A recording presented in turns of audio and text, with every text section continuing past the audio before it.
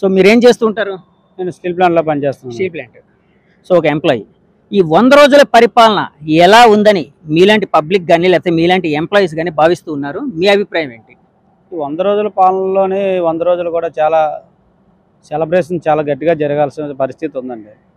ఆయన గెలిచిన తర్వాత విజయవాడలోనే ఒక ఎగ్జాంపుల్గా మీకు చెప్తాను. విజయవాడలో వరదలు వచ్చినప్పుడు 75 సంవత్సరాల వయసులో కూడా 20 సంవత్సరాల యువకుడు కూడా అలా తిరగడు. ఆ వరదల్లో డోర్ టు డోర్ వెళ్ళి రాత్రి పవల్లో ప్రజల్ని ఏ విధంగా కాపాడుకోవాలి, నా ప్రజలు నా మనుషులు అని చెప్పి ఆయన చేసిన తీరు చూస్తుంటే నిజంగా ఆయనకు ఒక గుడి కట్టి ఆయనకి ఆ పాలాభిషేకం చేసి నిజంగా పూజలు చేయడానికి కూడా మనసు అంతా ఇదయింది. గతంలో విశాఖపట్నంలో కూడా హుదూద్ వచ్చినప్పుడు కూడా అదే పరిస్థితి తీసుకొచ్చి 3 రోజుల్లో కరెంట్ ఇచ్చి కంపెనీలు కానీ ఇటు కానీ అన్నింటిలో కూడా బతికించిన ఆయన్నే గత 5 సంవత్సరాల్లో మేము తప్పు చేసామన్న ఫీలింగ్లో ఉండి ఆయన ఓడించారు అన్న ఫీలింగ్లో ఉన్న వాళ్ళందరూ కూడా ఈరోజు ఓడించకూడదని అత్యధిక భారీ మెజార్టీ ఇచ్చి ఈరోజు ఆయన గవర్నమెంట్ని ఫామ్ చేయించే అవకాశం కల్పించాం. మేము అందరం కూడా ఆయనకి రుణపడి ఉన్నాం. ఆయన కూడా మాకు అలాగే సర్వీస్ చేయడం కూడా నిజంగా ఇలాంటి ముఖ్యమంత్రి రావడం మాకు చాలా ఆనందంగా ఉంది. అంటే ఈ 100 రోజుల్లో ఎలాంటి పరిపాలన సాగింది అంటే కొన్ని ఎగ్జాంపుల్స్ ఏమైనా చెప్పగలరా? అంటే ఎలా సాగింది, ఎందుకు బాగుందని అనుకుంటున్నారు, దానికోసం చెప్పగలరా? గతంలో పెన్షన్లు ఇచ్చేవాళ్ళండి. 1000 రూపాయలు పెంచి సంవత్సరానికి 250 రూపాయల లెక్కన పెంచామని చెప్పి 5 సంవత్సరాలు 250 లెక్కన వేశారు. ఉద్యోగస్తులకి యువకులకు ఉద్యోగాలు లేకుండా నిర్వాసితగా స్థానికంగా ఉన్న యువతకి 75% ఉద్యోగాలు ఇస్తామని చెప్పిన అప్పుడు ముఖ్యమంత్రి ఒక ఉద్యోగం కూడా ఇవ్వలేదు. ఆ ఉద్యోగాలు ఎవరికి ఇచ్చారో 5000 రూపాయలు ఇచ్చి వీళ్ళు వాలంటీర్లు అని చెప్పి వాళ్ళ కార్యకర్తలకు ఇచ్చుకున్నారు తప్ప యువతకు అన్నవాళ్ళకి ఉద్యోగాలు ఇవ్వలేదు. ఈయన ఎన్నికల మేనిఫెస్టోలో ఏదైతే హామీలు ఇచ్చారో హామీల్లో భాగంగానే తొలి సంతకం డిఎస్సీ మీద పెట్టి ఉద్యోగాల అవకాశాలకి కల్పించారు చంద్రబాబు నాయుడు గారు. దానికి కూడా కొంతమంది యువత పోటీ పడడానికి కోచింగ్లు వాటికి కూడా ట్రైనింగ్ అవుతున్నారు. రెండోది ఈ పెన్షన్ల విషయానికి వస్తాడికి 4000 ఇస్తానన్నారు. కానీ ఈయన గెలిచిన మరుక్షణంలోనే ఆ గతం ఎలక్షన్లో క్యాంపెయిన్ జరిగిన 2 నెలలు కూడా ఆ 2 నెలలతో కలిపి 3వ నెల కలిపి మొత్తం 4000 ప్లస్ 3 ఆ 3 నెలలు బాకీ కలిపి 7000 ఇవ్వడం. ఇంటింటికి వాలంటీర్లు లేకపోయినా సరే పెన్షన్లు 100% ఇవ్వగలమని నిరూపించి ఆ రోజు ప్రజలకి ఇంటింటికి ఇవ్వడం కూడా జరిగింది. గతంలో ఆయన 2014, 2019 ఉన్నప్పుడు మంచాల మీద ఉన్నప్పుడు కూడా పెన్షన్దారులు ఇంటికి వెళ్ళి పెన్షన్ ఇచ్చిన దాఖలాలు కూడా మేము ప్రత్యక్షంగా చూసాం. అప్పుడు అంటే ఇంటింటికి వెళ్ళి ఇచ్చారా? ఎందుకంటే ఎక్కువ వైసీపీ గవర్నమెంట్ కావచ్చు, వైసీపీ వాళ్ళు కావచ్చు, అంటే చంద్రబాబు నాయుడు గారు పెన్షన్లు ఇస్తున్నారు కానీ జనాల్ని ఎండలో నిలబెడుతున్నారు. టీడీపీ ప్రభుత్వం అలాగే నిలబెడుతుంది. మేమైతే ఇంటింటికి వెళ్ళి వాలంటీర్ల ద్వారా ఇచ్చామన్నట్టు అంటే కొంత అయితే అప్పుడులో ఇది నడిచింది. దాని మీద మీ అదైతే కరెక్ట్ కాదండి. ఇప్పుడు మా ఏరియాలోనే చాలా మంది ముసలి వాళ్ళు మంచం మీద పడిపోయి ఉన్న వాళ్ళకి అప్పుడు జీవీఎంసీ స్టాఫ్ ఇచ్చేవారు. వాళ్ళతో మాట్లాడి కూడా అమ్మ ఇలాగ ఉందంటే వాళ్ళు వచ్చి ఒకరోజు అటు ఇటు అయినా సరే పట్టుకొచ్చి వాళ్ళకి వేలుముద్ర పడపైన కళ్ళు పెట్టి ఐరిస్ చేసి ఏదో చేసి వాళ్ళకి డబ్బులు ఇచ్చిన దాఖలాలు నేను చూశాను. ఈరోజు వీళ్ళు వచ్చిన తర్వాత ఇంటింటికి రేషన్ అన్నారు, ఇంటింటికి పెన్షన్ అన్నారు, ఇంటింటికి అన్నీ చెప్పారు. ఇంట్లో ఉన్న చెత్త కూడా పన్ను కట్టించుకునే దాఖలాలు వచ్చాయి గత ప్రభుత్వంలో. ఈరోజు ఆ చెత్త పన్ను రద్దు చేసిన ఘనత కూడా ఈ 100 రోజుల పాలనలోనే ఉంది. మరీ ముఖ్యంగా విశాఖపట్నానికి మణిహారంగా ఉంది, రాష్ట్రానికి మణిహారంగా ఉంది. ప్రపంచంలో ప్రఖ్యాతగాంచిన స్టీల్ ప్లాంట్ని 3.5 సంవత్సరాల గత ప్రభుత్వంలోని ఇప్పటి వరకు కూడా నిరాహార దీక్షలు చేస్తున్నప్పుడు ఆయన గతంలో ఇచ్చిన హామీల మేరకు స్టీల్ ప్లాంట్ మేము కాపాడుతాం, గతంలో ఎలాగైతే కాపాడాం ఇప్పుడు కూడా మేము కాపాడుతామని చెప్పిన దాంట్లో భాగంగానే ఈ 100 రోజుల కార్యక్రమంలోనే స్టీల్ మినిస్టర్ గారిని స్టీల్ ప్లాంట్కి పంపించి విజిటింగ్ చేయించిన దాఖలాలోనే. అలాగే గనుల్ని కూడా గత ప్రభుత్వంలో ఆపేస్తే 2021లో గనులు సొంత గనులు అంటే ఆంధ్రప్రదేశ్లో ఉన్న గనుల్ని రెన్యువల్ చేయకుండా ఆపేస్తే అవి కూడా చేయించిన ఘనత ఈ 100 రోజుల్లోనే ఉంది. కింతాడ మైన్స్ కానీ, గర్భం మైన్స్ కానీ, సార్బిల్ మైన్స్ కానీ ఈ 3 మైన్స్ని కూడా రెన్యువల్ చేయించి స్టీల్ ప్లాంట్కి గనుల శాఖ మంత్రి, ఎక్సైజ్ శాఖ మంత్రి మన కొల్లు రవీంద్ర గారిని సారథ్యంలో వచ్చి పల్లా శ్రీనివాసరావు గారు మరియు భరత్ గారు, విష్ణుకుమార్ రాజు గారు, గండిబాబుజీ గారు వీళ్ళందరూ వచ్చి మేనేజ్మెంట్తో మాట్లాడి ఆర్డర్ కాపీని ఇవ్వడం జరిగింది. ఇలాగ చేసిన 100 రోజులు చాలా ఇదిగా ఉంది. అలాంటిది ఈరోజు మళ్ళీ 2500 కోట్ల రూపాయలని కేంద్రంతో మాట్లాడి ఉదయం మధ్యాహ్నం సాయంత్రం మానిటరింగ్ చేసి స్టీల్ ప్లాంట్కి డబ్బులు ఇప్పించడంలోనే ఈ 100 రోజుల భాగంలోనే ఉంది. అలాగే మేము ఎంతో ఆస్తో 3.5 సంవత్సరాల నుంచి పోరాటాలు చేస్తున్నాము. వీళ్ళు ఇచ్చిన హామీ మేరకు ఎంతో ఆస్తా ఉన్న కంపెనీని కాపాడుకుంటున్నాం, మళ్ళీ మంచి రోజులు వస్తున్నాయని ఆస్తా ఉన్న ఆ 100 రోజుల భాగంలోనే ఇది కూడా ఈ 100 రోజుల పాలనలోనే ఈ అంశాలు కూడా ఉన్నాయన్న. ఎలాంటి మనిషిని మనం కావాలని కోరుకుంటాం తప్ప ఎవరో ఈ హామీలు ఇచ్చేసి ఎక్కడో కూర్చుండిపోయి ఎక్కడో ఏదో చెప్పేసి బటన్ నొక్కేస్తే అయిపోయి కాదు కదా. ఆయన ఇప్పుడు రావాలంటే బయటికి ఒక తార్పా వేసుకొని ఒక 10 మందిని పోలీసులు పెట్టుకొని రావాల్సి వచ్చే పరిస్థితి. ఈయన ముఖ్యమంత్రి, అప్పటి ముఖ్యమంత్రి జగన్మోహన్ రెడ్డి గారు. ఈయన అలా కాదు కదా.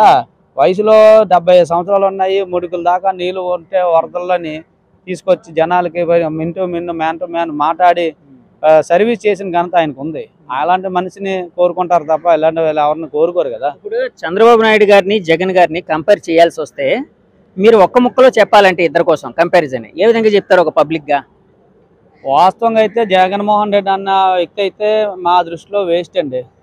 ఎందుకంటే మన చంద్రబాబు నాయుడు గారు ఆ వయసులో కూడా చిన్న కుర్రోడితో స్పీడ్గా పరిగెట్టినట్టు అంత స్పీడ్గా పరిగెట్టి ప్రజలకు ఏ కష్టం వచ్చినా ముందుగానే తెలుసుకొని ప్రజల్లోకి ఏ హాని జరగకూడదనే దీని మీద ఎప్పుడు కూడా విజన్ 2047 విజన్గా ఎలాగ ఆలోచిస్తారో అలాగ ఆలోచించి ముందుకు ఏం జరుగుతుంది, విపత్తులు ఏమన్నా ఏం కనుగొని ముందు ఎలా చేసే ఘనత ఆయనకు ఉంది. ఈయనకి ఆయనది లేదు. ఈయనకి ఏం మాట్లాడతారో కూడా తెలియదు.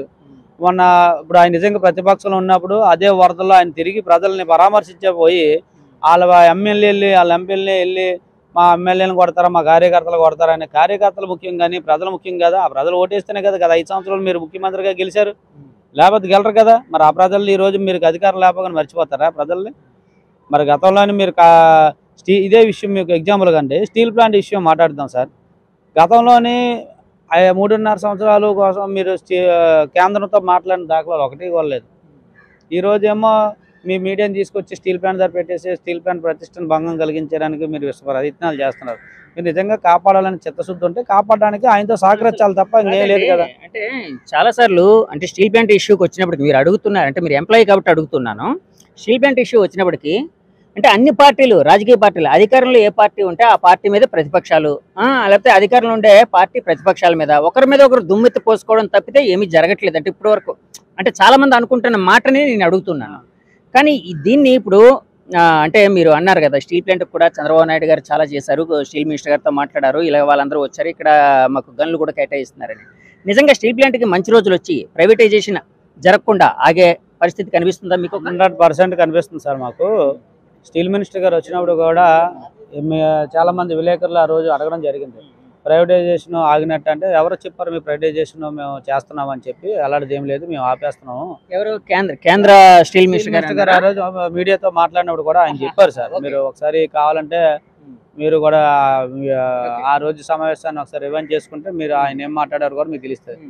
ఆ రోజు ఆయన చెప్పిన తర్వాత మొన్న ముఖ్యమంత్రి గారు చంద్రబాబు నాయుడు గారు కేంద్రం వెళ్ళినప్పుడు, ఢిల్లీ వెళ్ళినప్పుడు మోడీ గారిని, అమిత్ షా గారిని, గడ్కరీ గారిని, కేంద్ర మంత్రి ఆర్థిక శాఖ మంత్రి నిర్మలా సీతారామన్ గారిని మరియు స్టీల్ మినిస్టర్ గారిని కలిసి స్టీల్ ప్లాంట్ ఏ విధంగానే సరే మనం కాపాడాలి, కాపాడకపోతే చాలామంది రోడ్డున పడే పరిస్థితి ఉందని చెప్పి ఈరోజు కేంద్రంతో మాట్లాడి బ్యాంకుల ద్వారా మనకు డబ్బులు ఇప్పించడానికి పూర్తి సహాయ సహకారాలు అందించారు. వాళ్ళకి నిజంగా మా తరఫున ధన్యవాదాలు తెలుస్తున్నాం. అలాగే ఇంకో విషయం ఏంటంటే మీ ద్వారా చంద్రబాబు నాయుడు గారికి అలాగే కేంద్ర మంత్రులు గారికి ఇక్కడ ఉన్న మంత్రులు ఎమ్మెల్యేలు అందరికీ ఒకటే విన్నవించుకున్నాం ఏంటంటే 2014 నుంచి 2019 వరకు స్టీల్ ప్లాంట్లో నిర్వాసితులకి ఉద్యోగాలు వచ్చాయండి.